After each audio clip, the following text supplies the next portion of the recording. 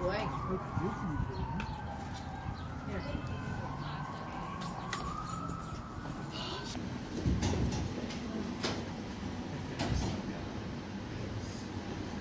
So again, thank you for your patience. I know we're starting a little bit later. I was like the most senior person here, as you saw. We had like buys his home in 1877. He's making a pretty big purchase. He buys his home for $6,700. If you were to put that into today's money, it would be about $1.3 million. So Douglas is pretty wealthy when he's purchasing this house. But remember, Douglas's wealth is contingent upon him being out and about working. Remember, Douglas is just not in here hanging out with all his money and just chilling. Frederick Douglass is a working individual. Douglas is speaking until his death. He's also holding a couple of different presidential appointed jobs, U.S. Marshal for the District of Columbia, Recorder of Deeds for the District of Columbia, also General Counsel, or what we would call Ambassador to Haiti, so that's generating him some income. And so Douglas's wealth is contingent upon him hitting the ground and working. It was not illegal here in D.C. because we're in out of state. So they did not commit any crimes when they get married to each other, but that does not stop people from talking about the marriage. Now, his children had another issue with this marriage, and that was the age. 20 years meant she was in close age to them. His eldest daughter, Rosetta, and Helen were their part in age. So that sparked a lot of conversation with them. Now, Douglas really feels like he's at a point in time in his life where he should be able to choose whatever he wants. This is a man who is very progressively thinking. This is a time period where Douglas is really promoting that everyone is equal. So Douglas's draw to her was primarily because him and her were very compatible. So it was a law. One of the things that I enjoy about Douglas's house is that nothing inside this home is placed haphazardly. Everything inside this home is placed to invoke conversation, including his photos. That photo of Lincoln could lead Douglas into a conversation with his staff about his tie with him. He helps recruit African Americans. Also, Douglas helps the African Americans equal pay for their money. To the left of Lincoln, the photo of Elizabeth Cady Stanton could lead Douglas into a conversation about his time with the women's suffrage movement. There's lots of abolitionists in there. William Lloyd Garrison, Henry House Garnett, John Brown. Douglas is really key to creating that. They are pretty famous people at that time period, but we've actually had like Smithsonian artists come here and they've taken them off the wall and they've like done paint analysis and everything, and they know they're historic, but they don't want to credit them to anyone. So we don't know really anything about what all on canvases. We're really waiting on someone who's in school who's like an art history. Douglas has a lot of grandchildren. His children have all moved here to D.C. So you can imagine these grandchildren running around the home, and he has like Ivy Wells or Susan B. Anthony inside the home. Douglas has two separate parlors to kind of maintain structure of his home. Remember, this is that era where they were keeping their private lives separate from their public.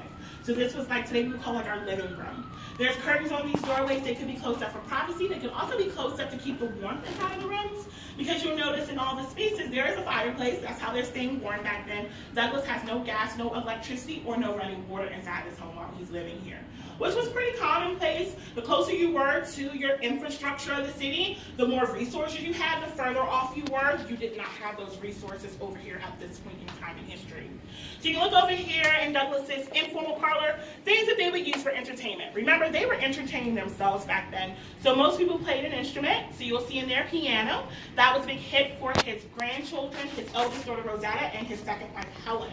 On top of the piano, there is a violin. That was Douglas's. Douglas was a self-taught violinist.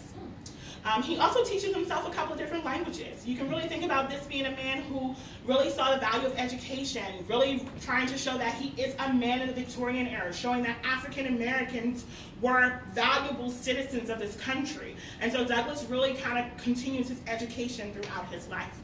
A good thing for historic houses to become part of the National Park Service, but it also was another issue because with funding and issues, a lot of like conservation takes a lot longer to go through the process of. So yeah, it has not been conserved, but we got funding, and so it's going to go out to be conserved. Great. Come on in, space. I don't want to leave you back there. All right, so this is Douglas's dining room space. This is where Douglas would have most of his meals with his guests and also with his family. So today, this is that time period, or back then, this is that time period where people would come to visit you, and 9 times out of 10 they would have had a meal with you. Remember, we're still in D.C., but this is like the outskirts of D.C. If people were making this voyage to come over here to visit Douglas, they were going to have a nice meal with him. So you can see today our table set for 4, but this table could be made larger, so when Douglass is entertaining more than 4 people, they could all fit around the table. You can see his china on the table and his silver on the table. The chair closest to us is the largest chair at Douglass's table, and that's because it was his. He's pretty big for back then, over 6 feet tall, over 200 pounds. So he would have made a pretty big presence when he walked into any room. Now in this space, you can also see lots of images on the wall, all on canvases, some Victorian art. Over top of this fireplace, you can see a photograph that Douglass chooses to highlight. This is of him in the Presidential Inaugural Committee of President Harrison's. Douglass was very proud of his accomplishment, so he hung this there as a way to reference that accomplishment. He can also reference the fact that he was, like I said, loosely an advisor to every president after Lincoln. He can talk to guests about how presidents valued him, wanted him around them. This would have been acquiring a lot of things while he's living here. Did he have servants? So Douglass has staff. We don't like to call them servants. Right. Right? For obvious reasons. That was established this man, he has some staff, all right? So he does have 3 staff members that we know of that were here upon his death. He had a maid, driver, and doorman. We do know that at times he would hire additional help because Douglass did have 15 acres around him. So sometimes he had to tend some crops that he had here for the household. And so he would hire additional help. But the last 3 employees were those 3 employees that we know of. That was only for adults. I remember this is that era where kids sat separate. Through the doorway there is a basement area. Now Douglass would have used that basement for storage of dry goods. It's only on the front part of the house because remember this is an addition that Douglass adds on. Now even in Douglass's kitchen, he has a sink. To us, we take for granted that we have a sink inside of our kitchens. Back then, their sink would not be in their kitchens. It would be separate because they're constantly having to fill it and empty it. Douglass chooses to have his sink inside his kitchen. He has it stationary attached to a drain. The drain will allow dirty water to drain out. We didn't have to carry buckets of water as much, which made, again, life a little bit easier here on the hill. Now we're going to head on up next and go up to Douglass's bedrooms. Head on up. Take your time, use the rail, use the wall. Easier. This part is added on so that Douglass could accommodate more individuals when they were coming here. Remember, this is a time period where 9 times out of 10 they were not going on a weekend trip. They were going weeks and months trips because it was taking them a lot longer to get places. So people would travel from far and wide to visit Douglass. If it took them like 5 days to get here, they were not going to just come talk to Douglass for like a Yeah, he really, one of his roles with Haiti was to come up with the whole idea. Back then they were thinking about Haiti becoming part of the United States, and he was there to kind of draft those papers, see if that could happen. He ends up leaving that job very early. He's only in the job for 2 years. It's a 4-year job because people were really angry about him being in a position. They weren't respecting him being in a position. They felt like a lot of the different things that they were trying to push forward were being stopped because of him being an African American in that position. So he really struggles with that last presidential appointed job. You really think about Douglass being a lot older when he gets that job, and he's his first class space. In Anna's room, if you look in the corner to the left, there is a large chair over in the corner. It is called an invalid chair. Today we call it a wheelchair. Douglass does purchase that chair for Anna to make things a little bit easier for her. Now, after Anna's death, Douglass orders everything to come out of Anna's room. Anna's door is closed, and no one ever stays in Anna's room again. Back during the Victorian era, that's one of the ways that they will memorialize their loved one inside of the home. So that's one of the ways that Douglass chooses to memorialize Anna.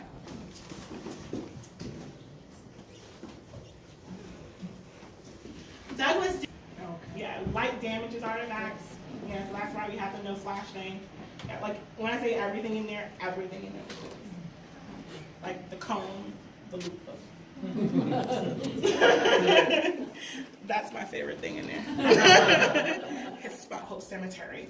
And so he wants to have a family plot there. So both of his wives are buried there, along with some of his children, and some of his grandchildren do decide to be buried in Rochester. Now, as I mentioned, this is a man who really saw his whole idea and saw his placement in history. He does leave his house to a second wife, Helen, entrusting her to turn it into a museum, which she does. The National Park Service picks up the ownership in 1962, continuing that crusade. You know what's going on in this country in 1962? You have us being in the heat of the Civil Rights Movement. You have Douglass's house being seen as an olive branch. At that point in time, there was only one other national park that was dedicated to an African American, so you can really see how impactful this house during today joining the National Park Service was. As I mentioned, the National Park Service gets the house in 62. Took a while to get some funding to do a restoration project from 68 to 72, but we have continued to do restoration projects inside the home to maintain the property so that people can come in and out and visit Douglass's home in the way that he desired. Mm-hmm.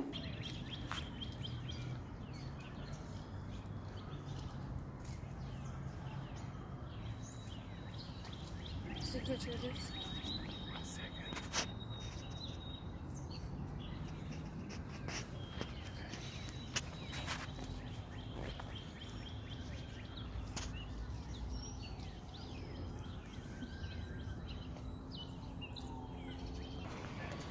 Hi folks, just visiting the house of Frederick Douglass, and hope you enjoyed the tour.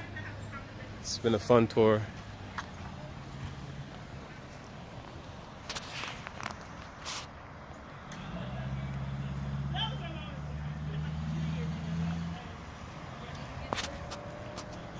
Just a second.